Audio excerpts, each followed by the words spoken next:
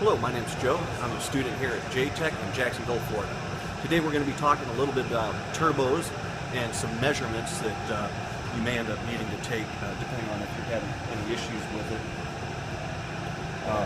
So here you have your turbo. This is the compressor side, and you have your exhaust intake side. This is what spins the fan that in turn compresses the air, sending it back into the engine.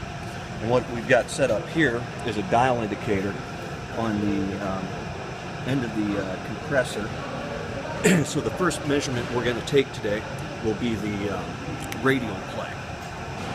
Now it's important to know when you're doing these, the manufacturer, in this case it's a Caterpillar C7 engine, is going to have specifications for the turbo that you're working on, and so you're wanting to compare your measurements to the company specifications to make sure they're on spec.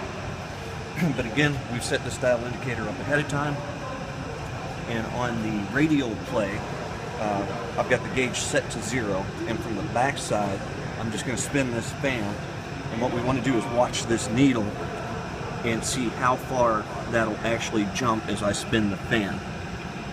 And as you can see, we're not getting any jumping on that to speak of, so that's good. That tells me that's in spec. Or I may not have the dial gauge pressed far enough to actually get a measurement. So I may have to take a look at that after I'm done with the video. So the next thing I want to do is I'm going to go ahead and remove this. Just set it over here.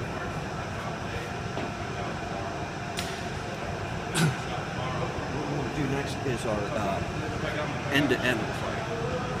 So as you can see, there's a little bit of play in this axle, if you want to call it that. And so what we want to do is find out how much play we have, and we do that using feeler gauges. So I want to go in with the feeler gauge, but first I want to push that over. Okay, so that's a 0.015, and it's not going in there, so we know it's less than 0.015. And so we'll go with the lower one, and just for expediting things here, I'm going to jump down to a 0.10 and see what we get out of that. And that goes in. So I would say, based on the tightness of that fit, we're looking at a 0.010. And we could continue testing further down if we wanted, but if you're in specs, at that point we're good to go. All right. So finally, the last one is housing clearance. Basically, the housing clearance is going to be without applying pressure on it. So I'm going to go back to the 0.015 here, and without pulling or manipulating this in any way, I just want to be able to see what the biggest gauge is that will go in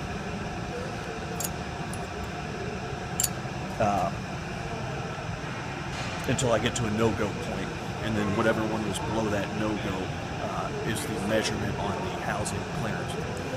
So basically I've showed you how to take 3 measurements on a turbo.